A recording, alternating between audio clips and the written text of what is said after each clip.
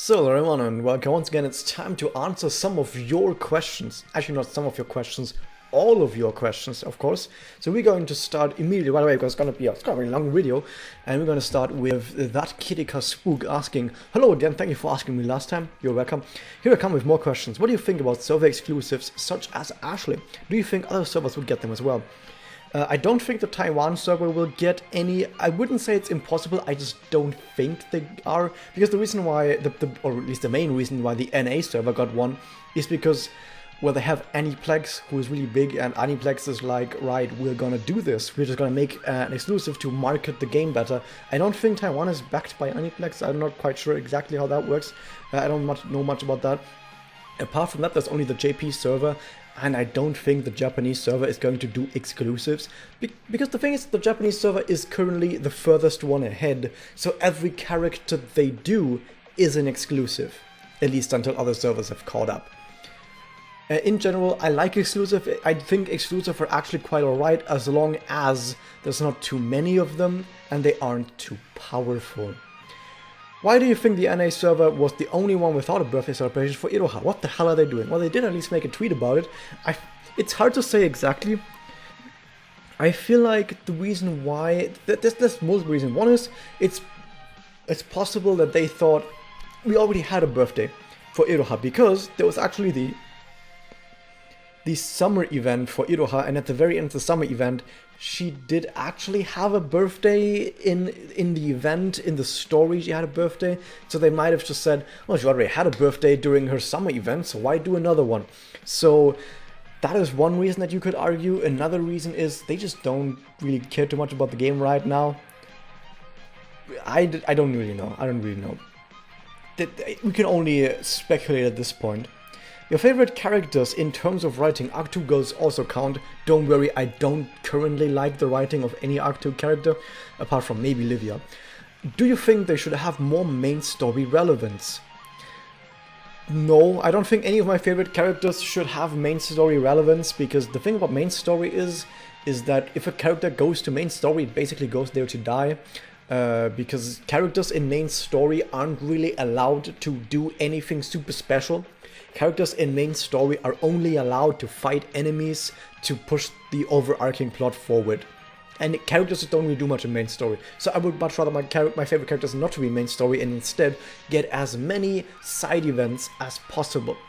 So my favorite characters in terms of writing, probably, well, of course, one Ren, favorite in almost every aspect, but also Shizuku to some degree. I also Sana, but also Mitama. I also really like Mitama, and to a lesser degree also Kuro. I say to a lesser degree because there's just not much there for Kuro, but the stuff that is there I really like as well. And of course, I don't know if that counts because it's not playable, but the Sleepwalking Ghost, Yume no Yusa, definitely also all the way up there. And if you count characters that have story outside of Mega Record, then yeah, of course Homura is up there as the number one by far. Is Sudashi a good character? From what I've heard, she has potential. Sudashi is an incredibly super powerful tank, but don't expect her to do anything else. She does some of the worst damage in the entire game. She has trouble killing most enemies in a single turn. If she gets a Puella combo, she's that weak on damage. But apart from that, she's extremely powerful at tanking. So if you really like a tank, Sudachi is amazing. She can also do turn 2 doppel, which is good for Mirror's ranking points, and you might think to yourself, wait a second, she can do turn 2 doppel? Yeah, she can do turn 2 doppel. And you might think to yourself, but you just said she's terrible, not terrible, but you just said she doesn't do any damage. Certainly, a turn 2 doppel would deal damage, right? No. She actually has specifically lower damage than anyone else in the game on Magia and doppel her as well. Her doppel has a lesser damage multiplier than other characters' Magias. She does like no damage with her doppel at all. It like tickles enemies. It's actually ridiculous how little damage her doppel does. But yeah, at least it gives mirrors points, because using just a doppel or a magia gives good mirror ranking points. So if you play mirror rankings, Sudachi is actually really good. One of the best characters probably. What is a roll? A roll is basically just pulling from a Fate Weave 1. So for example, if I go into the gacha right here and I press the button that does one pull from the Fate Weave, this is a roll. And if I press on the right button right here, that would be a 10 roll, 10 pulls at once. That's basically what people mean with roll when they talk about it. Next up, Is Elisa's SE good from Amma? Oh, by the way, the question before was asked by Galactic Grey, Baby Yoda. Now we have a question asked from Amma, from Kokoro, who is actually looks a lot nicer in a lot of the art from Gun and other people than she does in-game. But yeah, is Elisa's SE good, and what's your opinion on the recent summer units in JP? Elisa's SE is pretty good. It's got a little bit of everything, and it does set up really well for turn 1 just burst damage setups, but it also has some really nice stuff for MP generation, and it has some other utilities. Like I said, a little bit of everything. Overall, pretty good. What is your opinion on the recent summer units? So about the summer units, I'm going to go very quickly, just like 10 seconds over all of these, literally just 10 seconds. Rumor Sakura, not that great. She's more of a support version of Sakura with a worse connect, but at least a little bit of bonus stuff in her SE, and somewhat of a better Magia, so like a support version of Sakurako, but not actually that great. Next up we have Reina and Kaide Mizuki version. They have really good damage, but terrible defensive. They die in like 2 hits from anything. If anyone just looks at them, funnily they fall over dead. But at least they are really good on Magia. They do a lot of attribute strength and damage, which is really good. So their Magia is really good, and in general their MP generation is really good, but don't actually have them get hit by anything or they're dead. Tomoe Mami Mizuki version, she's thought as she is also similarly to Reina and Kaide, has a lot of attack, but falls over dead immediately. But at least she also has similarly pretty good MP weight generation. However, both she and Kai Reina both aren't Excel Gorillas, even though it really should be, which kind of makes it really hard, a bit harder for them to get Magia up. However, at least Tomoe Mami has the regenerate MP as a swimsuit version, so that's at least something. And her Magia is also really good. It also deals attribute strength damage, so both of these are actually pretty good against Kimochi battles. While Sakurako, she looks nice. And that's all I can say about that. How good do you think Season 2 Manga Record anime will be compared to Season 1 anime, and what do you think we'll see in Season 2? So Season 2 will just be the second half of the main story, like the Arc 1 main story. So we will get Chapter 7, Chapter 8, Chapter 9, and Chapter 10. What this means is they'll have more time for each of these arcs, so they will actually be able to maybe show a bit more backstory. People have wondered, hey, since we didn't get much of Aina, maybe we're going to get maybe like an entire episode just about Aina's backstory. That would be amazing if we were to get something like this. So they have the opportunity, the capacity to dedicate more time to more important backstories. At the same time, Chapter 7, 8, 9, and 10 are some of the worst parts of all of Manga Record, because Manga Record peaks early, and I say peak as in it's alright. It's alright early and then it's terrible later. So the kind of stuff that Doro Ino has to, the director, has to work with is kind of terrible, but at least now that I have a little bit more time, a few more episodes, maybe, like I said, with the background stuff, they're going to be able to do a bunch more stuff. But overall, I don't have too much faith in it. I do have to say, Doro Ino is probably one of my favorite directors already, even though this was his first directing job, because given the absolute dumpster fire of a crapshoot that is the Manga Record story in the game, combined with having to fit the entire first half of that in 12 episodes, I think he did by far better than almost anyone else could.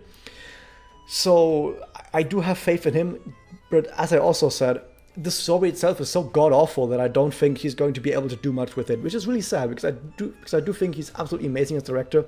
It's just that he's given shit. You can't turn shit into gold as much as you try. So that was asked by Aladdin Rushdie. Next up comes Baguette of Jojo Venge, who asks, which effects are stackable each region attacker blah blah and which aren't, like crit evade? Need to know if I should give 2 passive warrior on the same effect on 1 girl. So this is a bit weird. Well, some of this stuff is straightforward, some other stuff isn't. So if we go into skills and effects page right here, we see this section called buffs. Everything that is a buff, everything, literally everything in here that has this red symbol, stacks additively to 100%. So if you have 2 attack buffs that both give 40%, you'll be at 80%, and that keeps going until you get to 100%. And all buff, of course, have a counterpart, a debuff. So if you have, for example, the 80% attack up and you get hit with a 100% attack down, it would just do 80% minus 100%, so you would actually end up at minus 20%. and then it goes downward all the way to, I think, minus 95%. You can't have minus 100% total of anything, because then you would deal 0 attack. That doesn't work. But you can get to minus 95% attack down. So that's at least how red buffs and blue debuffs work. The rest of that is down here with granted effects. And granted effects, in theory, kind of some stack, kind of some don't. It kind of depends on the effect. So let me just go down the list very quickly.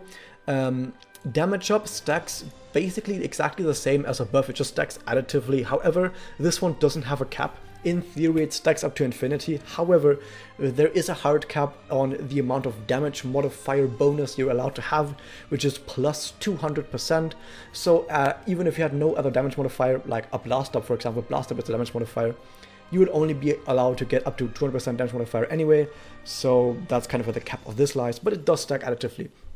Then we have ignore defense, and I'm going to set that aside for just a second. Reduce damage also stacks additively, similarly to damage up, and I think this one also has no cap, stacks to infinity in theory.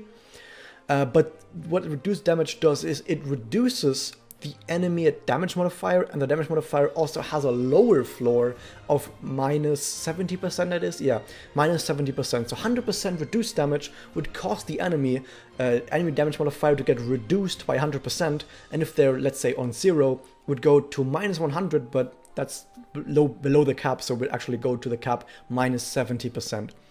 That's at least the theory of that. Then just the whole different types of damage cut, which I think go into the same categories, so nothing special there. Crit, gonna put this aside as well. Yeah, I think all these other ones stack really weirdly. Okay, so here's the thing. HP regen and MP regen also stack additively. 8% HP regen plus 8% HP regen, 16%. Also, this thing has no cap. In theory, you could have an infinity HP regen per turn, and you would get infinity HP, but of course you can't have more than your maximum HP. Same with MP. Awesome. Okay, but now we're really at the really weird part. So you have effects, all these effects that have chances. You have a chance to critical hit, a chance to evade, a chance to counter, a chance to chase, to endure, to taunt, to guard. Although most of the time endure isn't a chance, but it's actually just 100%. So all these things have chance, same with ignore defense. But some of these stack multiplicatively, not additively, multiplicatively, and some of these don't stack at all. If you have evade or critical hit, these two do not stack in any way.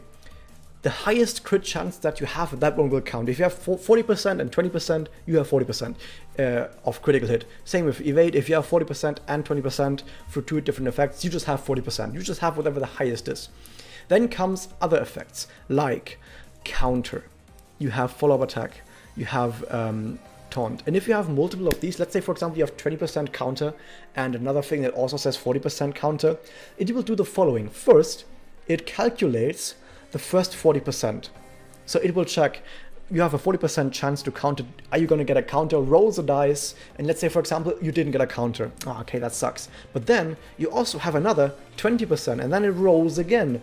20% chance to counter. Are you going to get it? So if you have multiple instances of this effect, you will just roll the counter multiple times to see if you got a counter or not.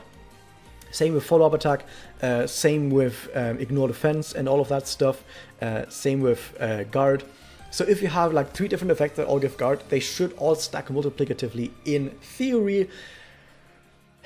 In practice, we don't really know for certain, but it should stack multiplicatively, so it does actually make sense to some degree to have multiple of these. And follow-up attack stacking actually matters for Ren. Very quickly, this matters for Ren because Ren has 2 different sources on follow-up attack on her SE, on her Spirit Enhance. She has it passively and actively, and these do stack multiplicatively. So if someone else attacks first, 45% chance to get a chase, and if that fails, it checks again against 20% chance if you're gonna get it. Awesome. Okay, that was that. That was probably the longest question here, so we're gonna go through the other ones a lot faster. Obaba81 asks, why maggot is better than FGO? Haha, kidding. Unless. So, the answer to this is, of course, if you ask a meme question, you're gonna get a meme answer. If you know which one of these two is better, I don't need to answer this question. Moving on, we have acid. Okay, I'm gonna say something very quickly though about this question. I like the gameplay more, mostly because you don't have to sit there tapping the same fucking buttons over and over and over and over and over for hours on trivial quests. Farming events in FGO is you just play trivial events that you would beat with your eyes closed and your arms tied behind your back, just tapping the screen with your nose, bopping your head up and down with absolutely no chance of losing, and you do that for hours upon end because you have to do everything manually. I think that's god awful. So in that sense, I like Micro Record a lot more, where if a quest is trivial, you just auto it. If a quest isn't trivial, you can't auto it, you have to play it manually. But I'm not going to say too much more about that because I can make like a 2-hour-long video just comparing the two, but I'm just going to leave it at that. Moving on, we have Acid, who asks, what do you think about NA for skipping Iriachi login story and reruns? It sucks monkey dick that we're not going to get Iriachi login story, and I really hope they put it in the game at some point. Maybe they will, because they've received like maybe 1,000 angry people telling them they should put it in the game, so maybe at some point they will be able to actually put it in the game. Reruns, I'm glad they don't do reruns, mostly because every single character is going to get another gacha when they get spirit enhancement anyway, and that's when you can roll for the character again. And I don't really want to spend another 2 weeks playing yet another fucking turret event in a rerun. So I'm glad we're not getting that. Holly Sims asks, what other unit team we like in the game? I assume you're asking about characters from outside of Micro Record, because I'm not quite sure I understand the question. But if you're asking what other units from maybe from spin-offs, for example, teams from spin-offs, I would really love the Pleiades Saints from Kazumi Magica to be added to the game. I would love that. Give me the Pleiades Saints from Kazumi Magica. There's 7 people. 7 people, not 8, 7 people who are going to be added to the game. Well, we already have 3 of them, but it would be 5 more that would be added to the game. I would love that.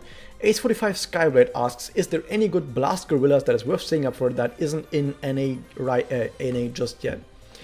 Okay, you probably haven't heard of it yet, and I need to introduce this character to you because you might be blown away a bit. It might be a bit overwhelming to see by far, in a completely different tier than anyone else, the best Blast Gorilla in the entire game, so high above everyone else in the entire game that it's kind of a joke that you have Blast Gorillas that are overpowered, which is this character, and then you have every other Blast Gorilla.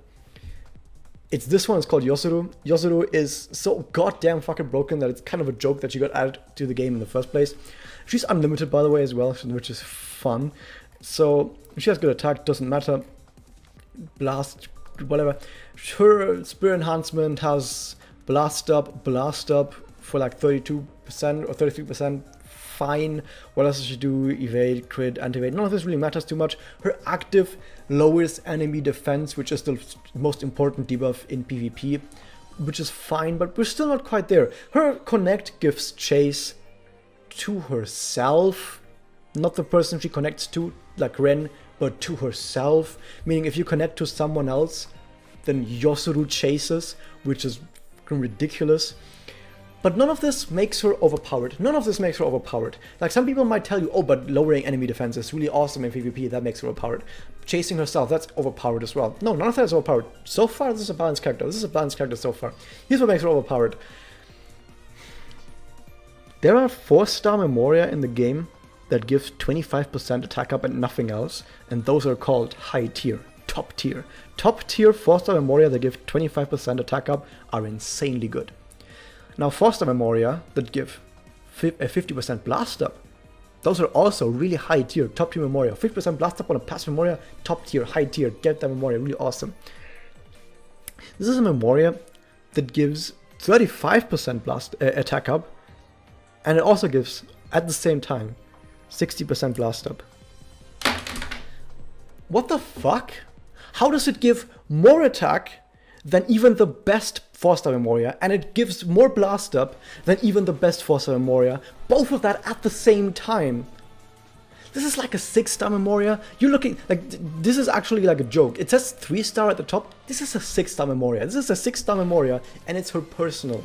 This is by far the most overpowered, ridiculously broken Memoria in the entire game, and it's her personal. This Memoria alone makes Yozuru so incredibly goddamn broken that, yeah, if you want to have a blaster, you only really need Yozuru, and then you can play a solo in PvP. If you play solo Yozuru in PvP, you do turn 1 50,000 damage blasts against tanks. Fucking balanced right there.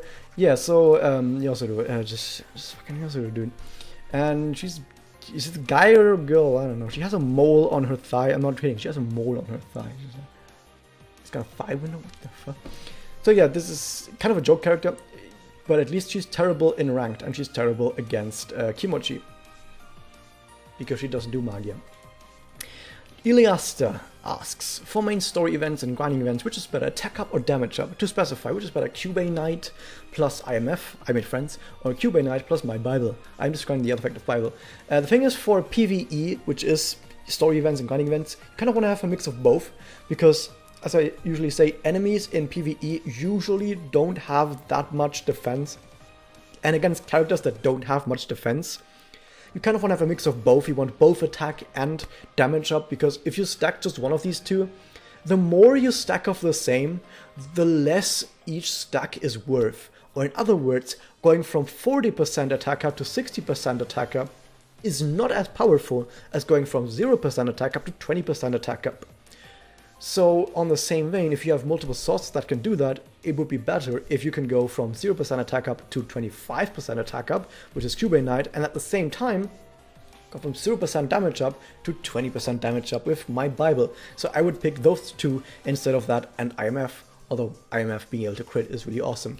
But yeah, personally I would go with Cubane Knight and my Bible. If I had my Bible on NA, I actually don't have it MLB'd, interesting enough.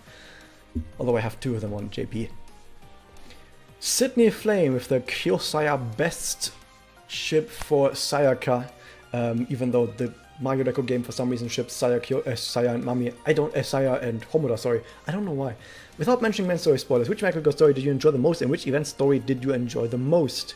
Well, none of this stuff has to do with main story anyway. And I mean, good Magical Girl stories and good event stories don't have those that I mean don't have anything to do with main story anyway, so don't worry about that. And my favorites would be the Nagisa Momoi event, which I had to look up the name for. It's called Nagisa's Wish in English. I thought it had a different name. But yeah, it's called Nagisa's Wish. That's probably one of my favorites, as well as the Swimsuit Homura event, Beachside Bonds. That one's also my favorite. And I guess my third favorite would be the Valentine's event for Homura. Guess what? All three of them weren't even written by the writers of the game. These are exactly the three events that were written by Doro Inu, because Doro Inu is the only guy on the entire writing staff who actually writes well. And I don't even care much about the tone, because I know those have very different tones than the rest of all the event stories. But rather, the thing about it is, when I think about Mario Record event stories, for the most part, even stories that I like, for example, I actually liked quite a lot the Iroha swimsuit event. I liked that one. The thing is though, whenever I think about these events, there are such ginormous, absolutely gaping plot holes in all of these events. Plot holes so big that they could fit Toka's ego. That's how big they are, that I just can't forget about these plot holes, and it becomes really hard to actually like all of them. So the thing at least about the events written by Doro Inu that I just mentioned, they're really good. They don't have really big plot holes whatsoever. I really like them. Magical Girl stories that I enjoyed the most, similarly to the just kind of characters that are my favorites, because usually if I really like a Magical Girl story, they end up becoming my favorite anyway. And it would be, of course, Shizuku, to some degree Sana as well. Kuro doesn't have any, so she's not in there, but Alina would be in there as well. She's not one of my favorite characters, but she definitely has an absolutely amazing one, as well as Holy Alina as well.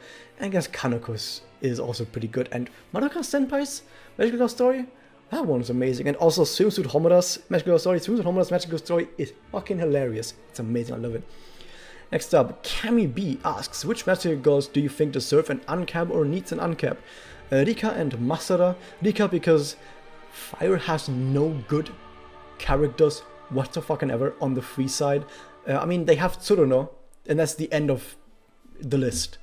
What good free fire characters are there? Tsuruno, end of list. So would be better if they had someone like Rika who would at least be able to be another character who could be good, because she's an Axel Gorilla, and Axel Gorilla having Magia in when SE happens in a sort of environment that really likes characters using Magia is really good. So I really like Rika to have one, and also Masara, because Masara is actually a pretty good character. She's just being held back by not having an uncap, which kind of sucks. And she kind of needs to get a secondary effect on her connect. Like if her connect gets like a damage up or an attack up, either of those two, she would be amazing. So just do any of that, please. Next up, Dankaron asks, which girls, apart from Sayaka and Karin, are not that great right now, but when they get spirit enhancement, they'll become really nice? I will answer that one first. One hand is Mitama. Then we also have Madoka. Madoka is also quite alright right now. However, she gets even better at what she does by quite a lot when SE happens. Other than that, Kyoko, I'm having nightmares of facing Kyoko and Mirrors, because if you don't know about Kyoko and Mirrors, Kyoko on Mirrors on turn 1 does like Puella Blast combos for like 40,000 damage or 50,000 damage even on disc 1, which is kind of fucking ridiculous. So Kyoko is also really, really awesome once she gets Spirit Enhancement. So basically a lot of really old characters suddenly get really good. And I guess Yacho also gets really defensive. I don't mean mentally defensive, like, oh, I'm kidding. No, I mean, she does get some really good defensive bonuses from her SE that make her really tanky, especially once she activates her active, which makes her really good as well. How will the meta shift form? And it's going to become more Age oriented, which Megaka will be most times in Mirror Team. And also says, sorry, I'm not English, gonna keep on this. Don't worry about it, your English is better than most American people that I know. So the meta will shift mostly. Actually, the thing is, characters who are really good at building Magia fast and use Magia fast will get a lot stronger, just because basically every single SE, even those for like Blast Gorillas, give bonuses to MP generation and give bonuses to Magia and double damage. Basically everyone gets that, so basically just across the board. They could have just said, instead of doing this for SE, they could have just said Magia and doubles for everyone just deal like 10% more damage now. So you can kind of guess that, yeah, if everyone's Magia and double deals like 10% more damage now, maybe even 20% for some characters, then yeah, Excel, people who can use Excel really fast and get up there are really going to be a lot better. However, of course, Blast Gorillas get more damage, some even get blast bonuses, so Blast Gorillas also get a lot better. So both Blast Gorillas and Excel Gorillas both become a lot stronger, while Charge doesn't become stronger at all. Charge is actually the kind of still the worst. But the thing is, Charge is not just still the worst, it's now even less good than it was before. It's even more bad, because both Excel and Blast get way better and Charge sort of stays around the same level. Which kind of sucks, but that's because no one cares about Charge. Whoop-de-doo.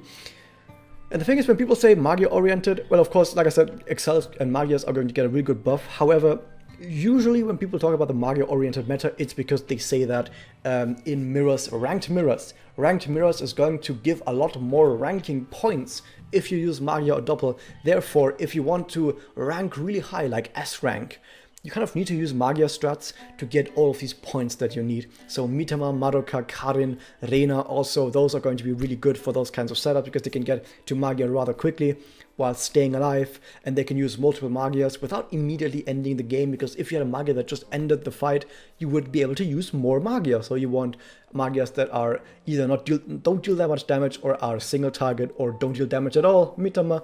So that's actually really good. And for Kimochis, in Kimochi also, Magia strats are really good. But if you look at EX quests, it's still, EX quests are either you go full Blast and have a really good Blast setup, or you go full Magia and have a really good Magia setup, and you can sort of do either what you want. And that's basically how that goes. Next up, we have Cheolan asking, I know how many alts you have, what is your opinion on Spirit Enhancement actors being available on turn 1 in Mirrors? I don't mind that at all, I think that's totally fine, and I wouldn't have it any other way, because Mirrors is already kind of boring without that. So this at least makes it a lot more interesting, and also gives characters more uniqueness, because I want characters to actually have something unique other than, well, how much damage do they have, and do they have 3 blast discs? Because that's basically the only thing I care about. Do they have 3 blast discs? Okay, how much damage do they do? Okay, give me the most damage character you have with 3 blast discs. Thanks, I'm done making Mirrors teams now. Yeah, fuck that. Give me the Spirit Enhancement actives on turn 1, that makes everything a lot more awesome. Although it leads to way easier turn 1 wins. What about A+ turn Memoria being used as Mirrors? You know what I would do? Just make every single Memoria in the entire game active on turn 3. Yeah, because the thing is, if you go to turn 3 the game usually is over anyway. Like, it is decided which of the two is going to win, because one side is going to be almost dead and the other side is going to be looking fine in mirrors at turn 3. And even if it isn't, come on, just give me all the, just let me end the fight, okay? Because at that point, the fight is going to be over. Just give me the Memoria, let me end the fight, done. Don't worry about it. Just give me every single Memoria on turn 3, it'll be nice. What other gameplay improvement or reruns other than charge test do you think need improving? Formations. I know there's Tercio, which is awesome. I think Tercio is an improvement over the game, mostly because water, fire, and forest are just 3 types that don't get that many overpowered characters. Meanwhile, light and dark get absolutely ridiculously broken characters all the time, like Final Tart. Regular Tart is also pretty good as well. Ashley, for example, is in there. All the ultimate characters, all the Exceed characters. You look at Mokyu, which is absolutely ridiculous as a dark type. All of the most broken characters in the game are either dark or light. So the 3, and they don't have a one-sided weakness. The only thing that counters either light or dark is exactly the element that light or dark counters itself. So yeah, they're awesome. But not only do the other 3 elements have in general worse characters, they also have a one-sided weakness that steamrolls them. So that kind of sucks. So having a Tercio is actually really awesome. And in general, I would just like to have more formations that actually do more stuff. Actually, the Japanese server introduces a lot of formations actually recently, like every month. There's like a handful more formations, but guess what? They're all terrible. They're all god-awful. There's like a formation that gives like HP regen 1, which is like 2%, and like damage cut 1, which is 5% on a tile, on like 3 tiles. Okay, sure, I'll take the 2% fucking regen and the 5% damage cut on a formation, when next to that you have Delta, which gives 15% damage bonus to dark types, and you can put 3 dark types on there. I'd rather just take that. Formation is like one of the big things where the game kind of drops the ball because it does nothing with them, and all of the formations that aren't either Delta, Brave Echelon, or the Tercios are just fucking useless. I know Tricolor Raid exists, but Tricolor Raid usually dies to light and dark type strategies as well, because Tricolor Raid just isn't as powerful as Tercio, not nearly as powerful as Tercio, so yeah, that kind of sucks. Do you have a favorite doppelbot from lore and gameplay perspective? Ren! But other than that, other than of course the obvious Renata, the Reborn, having the biggest and thickest lore thighs in the entire game, and theming thighs in the entire game. Like, one thigh is lore, the other thigh is theme, is so good, even though it doesn't have thighs. The other doppel that I would mention is Sana's doppel Theresa. It's just really, really good. Also, once again, from both theming and lore-wise, and the fact that there's 2, and the fact that they're randomly chosen between the 2, almost as if Sana has a split personality disorder, even though she canonically hasn't. I still think that's really awesome. That's really awesome.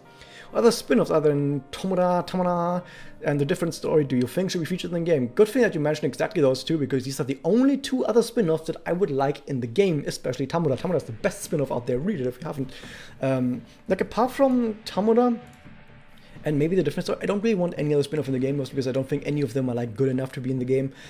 And I do think it counts saying I would like to have Kazumi in the game, because I don't think it counts that Kazumi got like a single event for a week right as the game started, and then nothing ever again throughout the entire other 3 years the Japanese server has been live. Nothing, not even a rerun.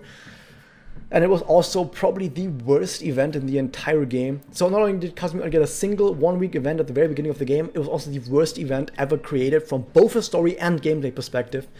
And I think they just got a single gacha rerun once without Umika, so give me Kazumi, guys.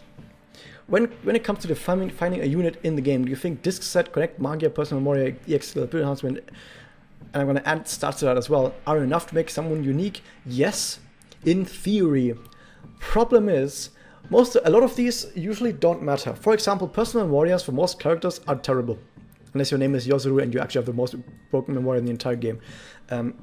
Spirit enhancement between a lot of characters are also rather similar. Like, especially lower rarity characters have rather similar spirit enhancement that don't do anything special.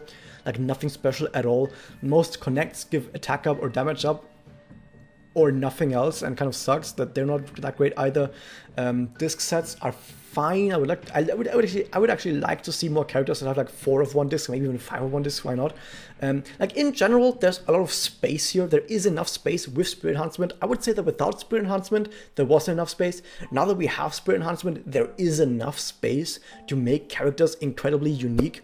But once again, the developers don't really take those opportunities and give very samey bonuses to characters. They give very similar bonuses, and they give very standard and flat bonuses to characters where it doesn't really matter, instead of doing some really cool stuff. Like for example, something that I would like to see more of is something like MP on Blast, like really cool buffs that are really awesome. I'd like to see more of that, but no, we don't really get that much cool stuff. Give me more stuff. Is there something in the game that people take for granted that you think should be appreciated more? No. I think people are... I don't think there's anything that people like overlook that isn't appreciated more, other than maybe Kuro. So yeah, I think that there's nothing to be said more about this right here. I'm trying to make a really long username because I want to, is asking, what is the difference between Sayaka and her kimono alt? Is her kimono alt just a better version of her, or does a normal Sayaka have something the kimono version doesn't? They actually are kind of 2 different versions of the same character. So if we look at Sayaka right here, and next to that we put a Harigi Sayaka. On one hand, Harigi Sayaka actually has better stats across the entire board, like every single one of the stats is better, which makes her look better at first glance. They both have terrible disc sets, so haha. But more importantly, they actually do have somewhat different bonuses here and there. So regular Sayaka, for example, has Survive active. Kimono Sayaka has 100% regenerate for a turn, and also has faster Magia, also has a better Magia overall, but has a connect that is more about attack up and survive. Regular Sayaka as attack up and regenerate, so this is better for just healing. They have slightly different bonuses between them. Like for example, Harigi Sayaka doesn't have a damage cut, but regular Sayaka does. So there's some differences here and there, mostly similar, but somewhat different here and there. You can just look at the 2 of them and kind of decide, oh yeah, but I would much rather have an active survive than an active regenerate, for example. Or I would much rather have a regenerate on my connect than a survive, because I'm not going to trigger survive, something like that. So yeah, just decide for yourself which of the 2 you want. Overall, most people prefer a 4-slot Harigi Sayaka because of the better stats, but I don't think the difference is that big. Moving on, we have Anya A, who asks, how come you never see any of the Oriko girls in any other stories or events besides their own? Is it because they're in Mitakihara? I just want something from my favorite manga adaptation in it. The thing is, I think the main reason why is because they, like, with the Tart Magica events, and I think the main reason why Tart Magica got so many events is because Masugitsune, who's the artist behind, or the mangaka behind Tart Magica, is in close contact with the developers of the game and talks to them and is like, hey guys, can we make another event? I would like to do this stuff. And they just kind of work together and make more Tart events. While I don't think that is the case with Moda. The only other thing that Moda did for the game was Sara Sahana, who is currently live on the, not live actually, but who is currently running as a Fate Weave in the on the North American server. So I think it's mostly because Mura is probably just not working closely enough with the developers of the game. Other than that, I feel like they originally just added Oriko and Kirika and everyone to the from the manga to the game because they just wanted to have some sort of spin-off presence in the game. Oriko is a well-known spin-off, and then they said, you know, well, Oriko is already in the game, and so is Kirika and Yuma, so we already have the most important characters. Who cares about these other characters like Sasa, I think is one of them, who are somewhere in Oriko Magica? We already have the more important guys, so yeah, whatever. That's probably the way they thought about that. I don't think there's a story reason about it. I don't think there's any story reason why any character is or isn't in the game. Like, I know some people have said, but there's no way that Akuma Homura gets added to the game because he doesn't fit into the story. Guess what? Neither did Ultimate Madoka fit into the story, and they took a giant crowbar and just crowbarred the shit out of the story to fit Ultimate Madoka into the story, because it makes no fucking sense that Ultimate Madoka is in the story whatsoever. I know she has an event, I know she has a Magic Ghost story, a login story, but it's really obvious that it's crowbarred the fuck in there for it to somehow act like it makes sense, even though it really doesn't. So story doesn't hold anything back. They can crowbar the shit out of the story to make sure that Akuma Homura fits in there, or that other Oriko characters fit in there. I just don't think they care. Shantin asks, who is or are the best girls to save up for EX Challenge Quest JP and NA girls for NA server? As I already mentioned, I guess to some degree earlier, if you want for ranking, I know you asked for EX Challenge Quest, but also in Mirror's ranking, Excel characters as well as Kimochi, because that also has a ranking. It will also be Excel characters for EX Challenge Quests. You can also go for similarly Excel characters. For example, you can say, oh, I want a Karin, I want a Madoka, I want Kaku, who has a personal, a really good personal because it has Excel draw on it, and her Magia allows people to stay alive really long, so you can like do stall strategies with Madoka and Kaku. Just don't let Homura see that. And also you can just go for other Excel characters that maybe you have lying around, like Arena, if they have multiple slots. Mitama, for example, those are also really good characters that all work really well in an Excel focused team. Apart from that, you can still, if you currently have a strategy that works on EX Challenge Quests on the NA server, you can probably take the same thing into JP, but you will probably have to give Spirit Enhancement to all the characters that you're using. And you can still just do blast setups. Like, for example, Yosuru, that I mentioned earlier, is still really good in EX Challenge Quest as well. You kind of need to protect her from sudden death that might happen from an enemy just randomly critting you for 40,000 damage. That can happen in EX Challenge Quests. But in general, if you have strong teams already, it should still work. But apart from that, to take any of the extra kind of characters I just mentioned, or in general characters that are known to be strong, like Yosuru, for example, like Ashley if you're on the NA server. Also, any ultimate character, Ultimate Madoka, or Iriachi, Exceed characters like Final Turret or Mokyu, any of those characters also do really well. Matt Splatter asks, don't know if this counts, but how could you do a how good is video for girls who are uncapped and have double Spirit Enhancement, all that sort of jank in the JP server, so don't have sad things on the NA server yet? I will do those videos once those go live on the NA server. I will do all those videos. I will make videos about every single Spirit Enhancement that gets released. So for example, if Kyoko gets Spirit Enhancement, I'm going to make a video about Kyoko and then about her Spirit Enhancement. I'm going to do all of that. Or if a character gets uncapped and gets a double, I'm also going to do videos about that. However, I'm not going to do those videos right now, mostly because if I do a video of that right now and then it still takes like 3 months for Kyoko to get Spirit Enhancement, then by the time Kyoko gets Spirit Enhancement, everyone will have already forgotten about what I said in the video. So might as well do it when she actually gets it announced. And that's basically my idea behind that. D Please asks, how long will the NA server last before being shut down? I would say somewhere between 1 to 2 years. Some people have said, oh, it's going to get shut down any moment. No, I don't think so. I mean, it's always possible. It's always the possibility that it gets shut down in like a week. I just don't think it's that likely. Like I said, it's possible. It's not that likely. I think it's going to last somewhere between 1 or 2 years because it's still making plenty of money. The NA server is still making quite a bit more money than it costs to run the game. Especially because they have just some lowly interns probably working on the game, and like the only thing that really costs money on there is the translation team, and even that team is getting a bit lazy. So I think it's not actually costing that much money to run, and they still make plenty of money to keep the server running. So I think we're actually fine for like 1 to 2 more years at least, maybe even longer depending if maybe something gets added to the Japanese game that then makes its way towards the North American server that people really like. Maybe they're gonna add cosmetics to the game that you can purchase for real money, and maybe that's gonna like quadruple the income and then it's gonna stay around forever. Who knows? MY, or just Y, asks, for Act 2, what direction do you think the story could go in to make the overall content fulfilling it to be and beat Act 1 story out of the ballpark? Woo. What should the overall focus be to create conflict? So the thing is, Act 2, I've already read all the stuff that's out in Act 2 already. Like we're up to Chapter 2, almost done with Chapter 2, I think. And here's the thing, I don't usually drop spoilers for Arc 2, but I'm at least going to talk for just very quickly about the overall tone and setup and the synopsis that we like. If you imagine if this was an anime and you would go to my anime list and you would just read the synopsis, I'm going to basically give you that for Arc 2. If you don't want to hear that, if you want to be completely surprised by anything, I'm going to put a time code in the description below that you can click to skip past what I'm about to say. Otherwise, if you're okay knowing the overall tone, setup, synopsis for Arc 2 at least so far, I'm not going to give any big spoilers, just the overall setup. I'm going to give that a 3, 2, 1.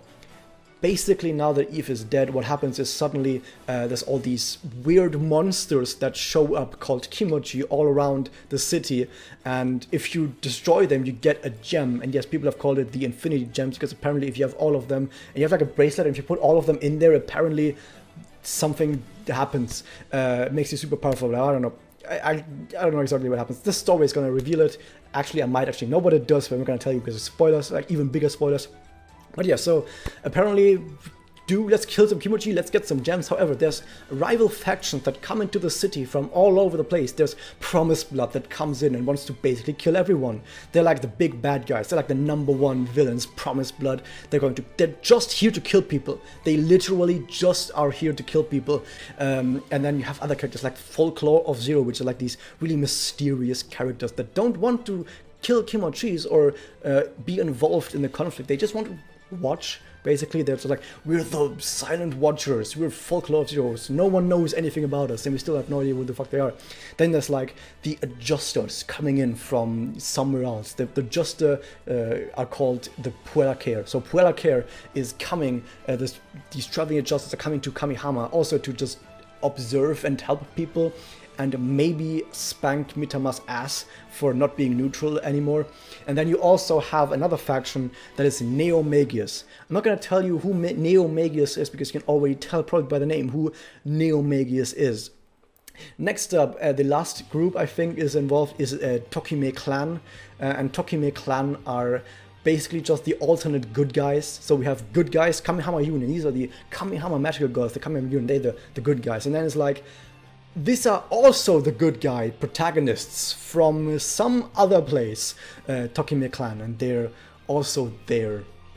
And and then it's also like all these factions are now going around the town, fighting each other a little bit, being like, oh no, here's a kimochi, fight, fight, fight, I got the gem. Next, here's another kimochi, fight, fight, fight, here's another gem. That's basically how Arc 2 works right now. Just a lot of characters. There's like 5 times as many characters as there were before, just fighting each other all over the place. That's basically what's going to happen in Arc 2, because you're basically acting about the direction of the story and the content. So basically that's all happened. Is it better than Arc 1? No. It's about the same quality as Arc 1, maybe even a bit worse. Sorry. Moving on, and I'm going to have probably the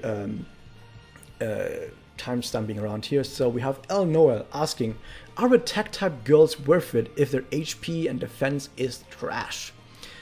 No, no, the other way around. They are worth it. Yes, they are really definitely worth it still.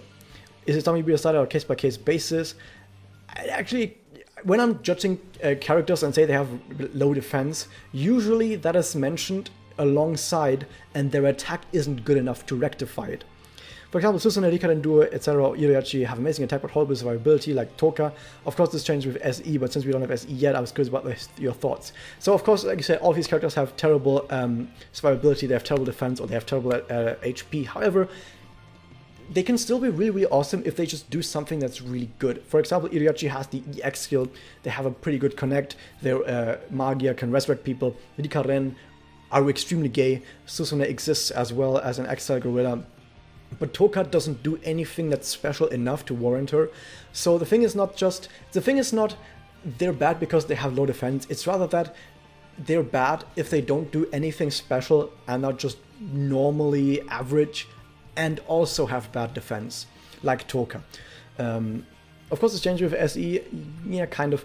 But since we don't have SE, I was good about your thoughts. Thanks, no problem. So yeah, that's basically what I care more about attack and everything else than I do about a defense or HP, at least on attack-focused characters. MikoFan559. Didn't I speak to MikoFan558 last time? I don't remember. What do you think Toka needs from SE in order to be viable?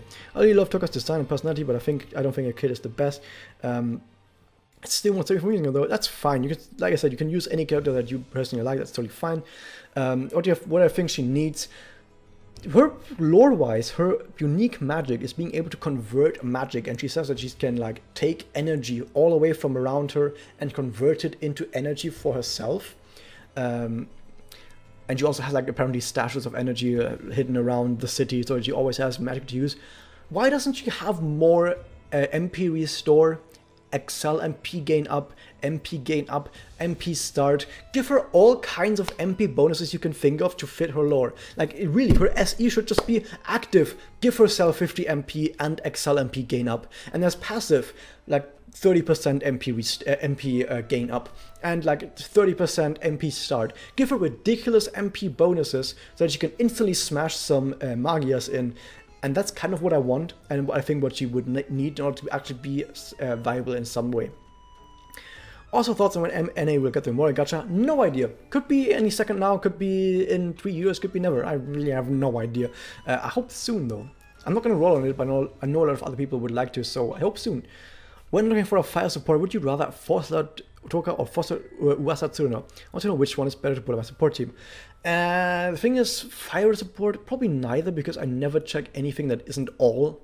I know some people do check others that aren't all though, so for people that do check elements that aren't all, between Force-Lord Toka and Force-Lord Tsuruno, Uasa Tsuruno, it's hard to say. If you have regular Force-Lord Tsuruno, I'd rather take that, by the way. I think regular Tsuruno, Force-Lord Tsuruno is probably better than both of these, but if you ask between those two, it's hard to say. I might want to have Toka because it has MP Restore in the Connect, which can be pretty alright, while Rumor Tsuruno doesn't really have anything super special, so probably Toka because of the better Connect. But that's about it. There's like nothing really different that either of these two characters do if I were to take them as another character on my support. So yeah, probably Toka. Next up, we have the Yama. Oh, it's Chube asking, what are good ways to get and farm SE rocks? None, other than waiting. So the thing about SE rocks is there's 3 types. There's a small one, medium one, big ones. The small ones you can just farm, and you will always have enough of them if you just go into farming, because they just drop from Arc 2 main story quests forever. You can just go in there and farm them, it's no problem. And you just do that, just do Arc 2 main story quests for the small rocks. The medium rocks, you can't farm them, and the big ones, you can't farm them. What you do instead is you need to just wait for events to happen. So when events happen, basically every single event that's going to happen once Arc 2 starts will just have the medium rocks in the shop, like a handful of them in the shop, and that's where you pick them up. And otherwise, you can buy some for gems, for Magia Stones monthly. I don't think you should do that though. I don't think it's worth it, but in theory you could. And also, if you roll the gacha for any gacha that happens after SE gets introduced, you get Mitama coins, and those Mitama coins you can also then use to buy medium and big size rocks. As the best way to get them, the best way I think is to just play events. There's not really that big of a rush to immediately get SE on a character. And the thing is, since I just told you, oh, but they're in the Magia Stone shop, at least like 1 or 2 of them monthly, not a whole lot, almost nothing actually. And they're also available if you pay, if you like roll the gacha for Mitama coins. It might sound like if you pay money or if you have a lot of gems to roll for, you would get it a lot faster.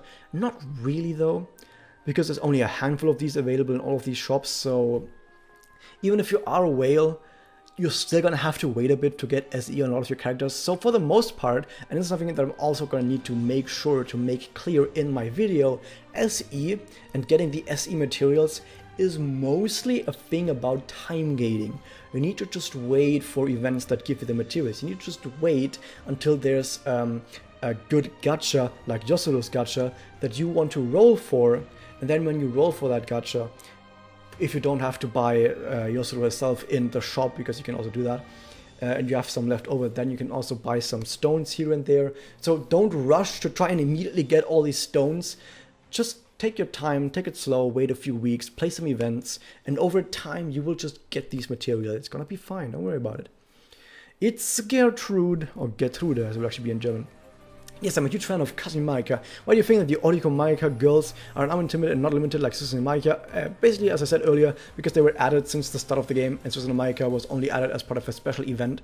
That's basically it. Do you think Oriko's raised in Maika record? Yes. I read somewhere that the author of Todd Maika just shortened the story to the magazine being discontinued, and there were actually reasons why Mino and Todd looked like. Indeed, I read that as well. What are your thoughts and about this? I don't know, because I read the same thing. I also read that there was supposed to be a reason why they looked alike, but I have no further ideas or clues about this whatsoever. And personally, I also don't think it's that important, because other than like, oh, it was supposed to be a thing that isn't a thing now because it had to be cut. I mean, that's good enough for me, to be honest. Kazumika spoilers, although not really. Do you think that there will ever be a part 2, maybe 3 of Kazumika? And if so, why is it taking so long? As I said earlier, probably because I don't actually know the mangaka for Kazumika by name, but I have the I have the mangas right back there. I could check, but no, I'm not gonna do. If we ever get a part 3 and then like blah, we're gonna get a good Kazumi ultimate type, Exceed type or whatever. Yeah, I would love that. I would actually really love to have more Kazumi events with more Kazumi characters and an ultimate type or an Exceed type Kazumi. That would be amazing. And what you really could do is you could uncap Kaoru and Omika at the same time and give them the outfit change as they did in the manga at the same time, which would make sense. But because it's really cool and really awesome and would be amazing, that's probably exactly why we're not going to get it. But I would love it so much.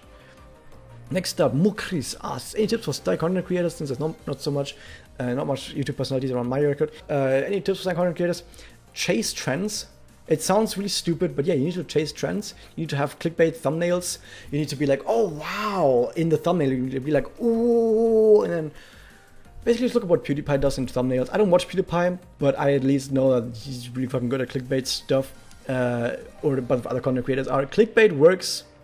It really does work. And you kind of need to do clickbait if you want to be really high up there. And you need to title your videos in a way that will make people want to click them immediately. Yeah, just clickbait. You need to just clickbait. Just clickbait the fuck out of everyone, and that's how you get big on YouTube. Yay! That's basically about it. Scrounge Sketch asks, who would you think has the worst design, Himika? It's not so much that I think it's terrible because she has no pants, because I mean, Leila also has no pants, and I don't actually mind it on that one so much. It's rather that I really don't like the color scheme whatsoever, because especially this really teal color, this cyan, this really weird green type, I hate that together with the red. I think that's a terrible color palette, and overall, I just don't know. The design doesn't really feel that great to me at all. It's kind of weird to look at, to be honest. So that's why I don't like it. I think it's worth the same. Aqua Blue asks, do you think for the 10th anniversary for NA and JP will do something? Since next year would be when Madoka Mágica first came out, I think we're going to get new units, free rolls, something else, or nothing at all. I think we're going to get a special unit, probably some sort of unit with the Pulamagi Holy Quintet, maybe even a duo unit, something like that. Maybe we're going to get a handful of free rolls. I don't think we're going to get anything too major, anything too super duper drastic. It's possible, but I don't think we are. I think it's going to be rather subtle, but who knows? I have no idea. But at least I hope there would be something amazing. Sailor Moon 2 asks, which magic girl is the most powerful in battle in NA server? Probably Ashley. Which doesn't mean that she's overall the best. I don't think she is overall the best. I don't think anyone is overall the best. But if you just ask about just pure power level in battle, which I would assume you mean, hey, I want to just win, I don't care about ranking points, for example, or I don't care about everyone being alive, I just want to win, then Ashley is probably the best. Sayaka Ue, who for some reason has, is that a nationalsozialistisches Mädchen auf dem Profilbild? I don't know. Any thoughts about the future of NA manga record, events on the game itself? Love your videos and extremely helpful. Thank you very much for that. About the future of any manga record, events in the game itself, so I think they're just going to keep going after the JP main story and events. Once they have caught up, I have no idea what they're actually going to do. I mean, I assume there's going to have events probably come out about 1 week or so after they came out on JP, and I do assume they're going to not do it exactly the same time as new events on JP, mostly because that way they have some time to translate events. So I think they are going to have like 1 or 2 weeks between the two servers, just to give time to translate the event. And apart from that, I think they would just blindly copy the JP server in most parts, unless there's things like maybe reruns, where if we get a rerun, maybe they say, oh, we don't want a rerun, what have we not run so far? And maybe they look back at the schedule and say, oh, we haven't done Madogatari yet. I think that's actually the most likely scenario, is that they catch up with JP on the main story and the big events, and once they've done that, then once JP runs an event that NA doesn't care about, like reruns, they could just say, we're going to run Madogatari. And that's when Monogatari could happen. That's like the most likely scenario for when Monogatari will come over, because right now, running Monogatari would just be wasting time. They want to catch up to JP, and Monogatari has no story to it, has no relevance to it whatsoever. And the thing is, people might say, oh, but then why did they do Nanoha? Because Nanoha had story. Nanoha had story. People don't really know this yet, or not that many people know this. Monogatari has no story to it whatsoever. There's no event to it, there's no gameplay to it, there's not even like in Nanoha where you're on a map where you play like a boss event. No event to it. It's literally just a gacha with characters that don't have magical girl stories. It's just a gacha. It's some like tombola that you draw from, whoop-de-doo. And probably that's why they don't want to do it, because it feels like wasting time when you really just want to catch up. Satsuri Pai asks, serious questions. Best meme team and quotes. If you mean quotes as in like character quotes, guess the character, actually the character kind of says their own name. 我を呼び覚ましてしまったな。我はマジカルカリンの裏の顔。シニカルカリン。なんて、嘘なの。How can you not think that Karin is the cutest character to ever be introduced to Manga Record? She's so goddamn cute. By the way, the reason why I don't mention Karin as a favorite character is because gameplay-wise, I just don't like her that much, because she's fire type, and fire is like one of the worst elements ever. And even though she's really good story-wise, she's not quite favorite. I really like her as well. I really love Karin still. Serious question. So if we go back quotes, I don't really care much about quotes because I don't read many quotes whatsoever. I know maybe like 10 quotes from the entire game, and I think 9 of them are Karin quotes. So yeah, that's that. Best mirror meme team. I've never made meme teams. I don't really care about meme teams. I think that some meme teams that are just like one hyper tank soloing whale teams, like for example a solo Le Pen against like a 5-man whale team. I think that's funny as fuck. But apart from that, I don't really care much about meme teams, to be honest, because first turn advantage and strong Memoria are so powerful that even if you say like, hey, let's just do the weakest characters like Konomi and Natsuki, for example, and just try to win with them, I still don't think that's that much of a challenge, just because, like I said, first turn advantage and powerful Memorias are just way too powerful, and it still wouldn't be that much of a challenge. But solo tanks, that's funny as fuck, dude. Next up, Blazy Tony asks, in your opinion, what should be the priority for the dev team? Uncapped girls, give them Spirit Enhance. I think Spirit Enhance should be their #1 priority right now, because the thing is, characters that have Spirit Enhancement are way above characters that don't have it. Even more so that uncap is. So right now, Spirit Enhancement is like the biggest decider for how strong a character is and what sort of special abilities they have, what makes them unique. And because of that, I think everyone should get it immediately. All of them should get Spirit Enhancement, and only then should they work on more uncap, which is fine to me. So yeah, I think it should be to give everyone Spirit Enhancement, and once that happens, then they can give uncap to other characters. Lan Zero asks, or Ian Zero, I don't know if it's... I'm sorry in advance for my English, don't worry about it. Also, for reply, so thanks for the opportunity. How do you think they might introduce Ashley in the JP server? I mean, alternate, do you think through NA supports? I don't know. I don't think they're going to add Ashley to the JP server whatsoever. And I also don't think they're going to make another character that basically has the same stats and discs as Ashley, but has a different name. It's possible. But I do think they're going to just keep Ashley on the NA server, just so that the NA server has something special to it. So I think they are going to keep it on the NA server for now. So I don't think it's going to come to JP anytime soon. Although it's possible. What do you think for the JP server might do for the 10th anniversary of the series next year? So with something big like a new unit from another quintet, it might explain why the NA server is trying to sync with Japan, since they run it simultaneously, and might stop trying to rush the events later on. We're trying to lower expectations as to what happened with Ida's birthday. And it is 7 days after the New Year's event, so you have your doubts for something big, though Streams to Sakurako did come before anniversary, so it's not impossible.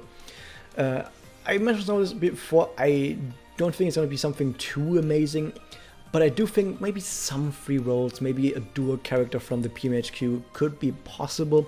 I don't think the timing matters too much, because I don't think they do care about, oh, we just had New Year's event, that's why we can't make another big event. I don't think they think about that, so it being close to New Year I don't think matters too much. They would still just do it. I also don't think that is why they would sync up with the Japanese server. I think they're just trying to sync up with the Japanese server because they feel like the mobile game sells itself better if you're not 2 years behind.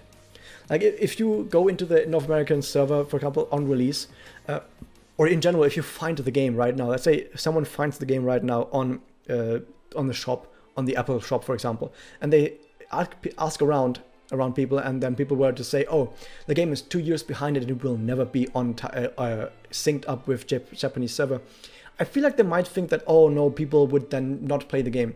But if they were to ask and then people say, oh no, the game is on the same level as the Japanese server, that might cause people to be more interested in the game and then start playing it more likely. So they decided to probably just start the game and then catch up with Japanese server as soon as possible, so that they can basically advertise themselves as being on the same level as Japanese server. That's at least my idea. So I don't think it's because of some events, like for example doing it with the anniversary event. Some people have also said this, they wanted to sync up because they wanted to line up with the anime. It's possible, but I also don't think that's that likely. So yeah, that's at least my ideas about this. P.S. I honestly hope for a New Year's Ultimate unit for the anniversary, but that's just my bias. I want to get kimono Murakami fan art. Yeah, I don't think there's going to get an Ultimate unit for the anniversary, although it's not impossible. It's not impossible that we are going to get a Ultimate or Exceed unit for the anniversary, but like I just say this, the Puella Magi Madoka anniversary for the anime, I don't think we're going to get that.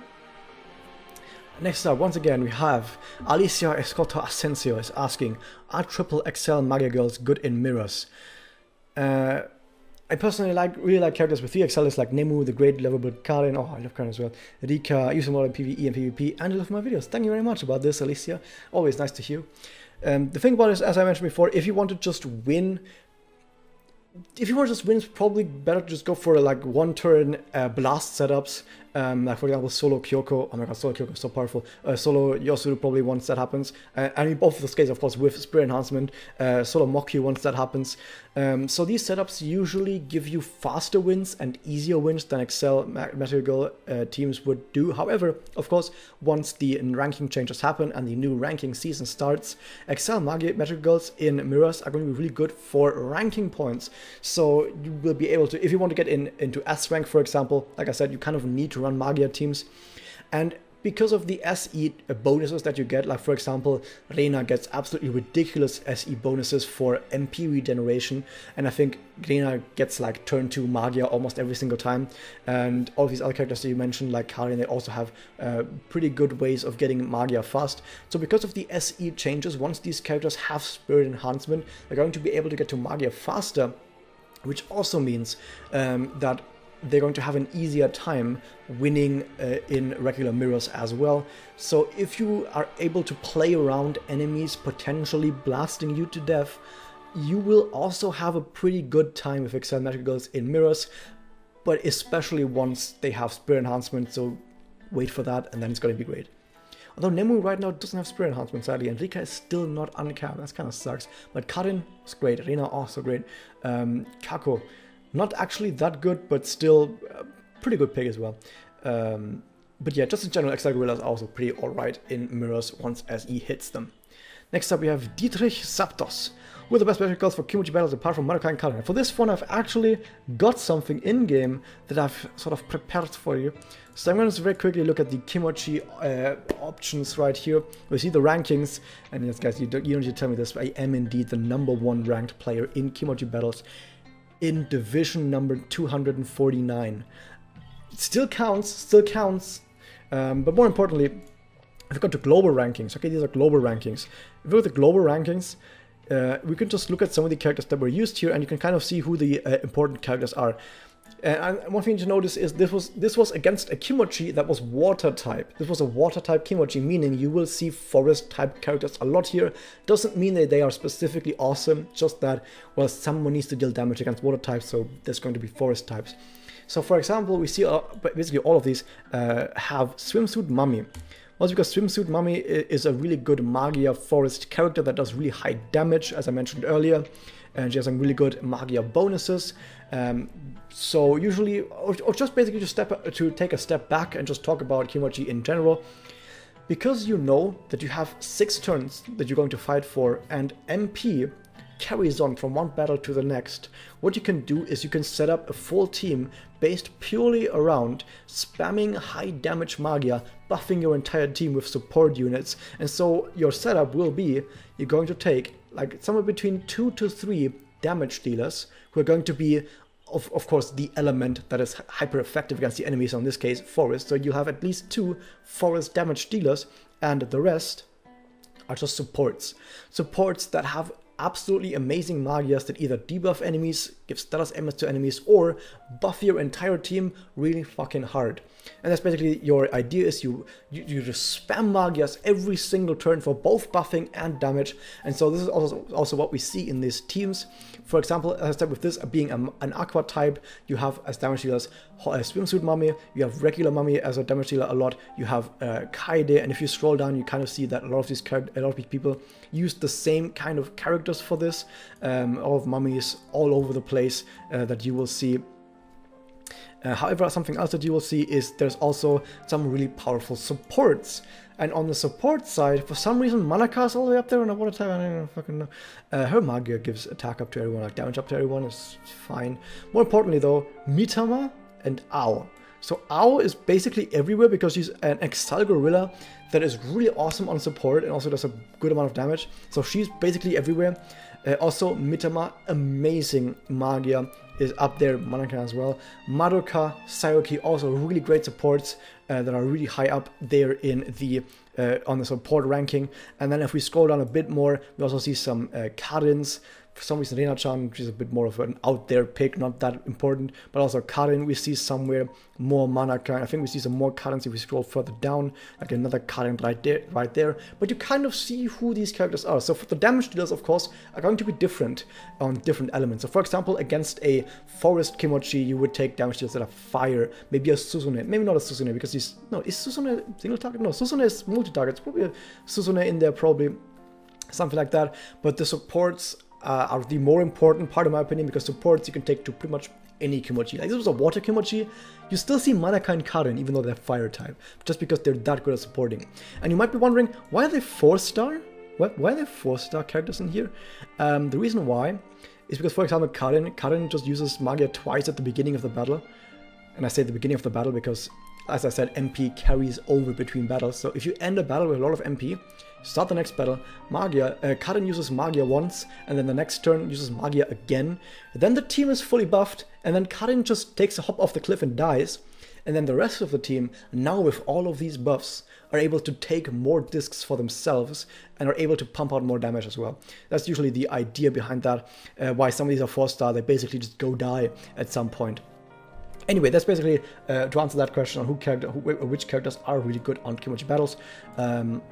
Mostly the supports are the important part because the damage dealers kind of just depend on the element. It's not really worth taking them. But yeah, that's basically that. Next up we have Oxymoron. If we pretend there are no limits, what sort of crossover would you like to see in the future? Giorgio. Next up we have Help Me, who asked, are the Mega Depot units good? Rena-chan. Also by the way, we're like a Neptunia crossover. I think that would be pretty funny because Neptunia characters, like the CPUs, they're basically magical girls. They're kind of... And also really, I think it would be really fun. So Help Me ask, are the Mega Depot units good? Like Rena-chan, Idol, Iriachi-chan, Felicia-chan, Madoka Senpai. The last two, Felicia-chan and Madoka Senpai, absolutely not. They're both some of the 2 worst characters in the entire game. Why? They both give debuffs to characters they connect to. I think actually Felicia debuffs herself as well. Just don't worry about Felicia-chan and Madoka Senpai, they're both terrible. They're fun, they're funny. Hey, isn't it funny that they debuff characters when they connect? Just don't. Iroha-chan is... it's not that great. She's workable, she's decent at least, but she's not that great. Irina-chan Idol, however, she's alright. She's actually kind of alright. So if we look at her right here, Irina-chan Idol, woo! The thing about her is that she does have some pretty good bonuses. She is able to get a whole bunch of bonuses for Excel, MP gain up, somewhat recent crit as well, gets a bunch of Magia damage up, she gets attack up on active, her connect is really good, so she's actually a pretty good Excel character. However, she's not an Excel Gorilla, which would actually make her good, so she's sort of a character that would be amazing if she was an Excel Gorilla, that is only good because she isn't a gorilla, but at least she's good, she's alright. Next up, Yelix and RJ asks, Which Memorias, including limited, are best in Magia-based teams? Sadly, there aren't that many that are specifically good for Magia teams. For example, I don't know, some of these are like future Memoria. This is an event from the Rika Ren Christmas that we're gonna get. Yeah, around our Christmas, we're gonna get this in Memoria. Really awesome, probably one of the best XL team Memoria out there. Gives 20% damage increase and 20% XL MP gain up. Really awesome. Has both XL MP gain up and damage increase, and an extremely gay character on the on the art. So that's really good. Next up, we have Iroha of the Midsummer Beach. Also gives MP gain up and some damage increase with attack up. Also really good. But this one's limited. They're both limited, by the way, so that sucks. And then this one, I guess people if you've only gotten this if you've played during a specific time. I think for us it was our anniversary or something. I don't remember. Not anniversary. Somewhere towards the start of the game, I think we got this. I don't remember. 100 days since login release bonus, something like that. Anyway, if you have double or like 200 MP, you gain 20 MP on start if you have this, which can kickstart your MP gain. But apart from that, there's not actually that many Memoria that are really awesome on MP teams. However, that doesn't mean that XL teams are always going to have terrible Memoria. Just play Memoria that are already good. For example, Bible, because the damage from Bible, of course, also increases Magia damage. Yeah. Attack up also increases Magia damage. So if you have really good attack up Memoria, for example, maybe you have Jubei Knight. It's also really good for XL teams, just because the attack up is that good.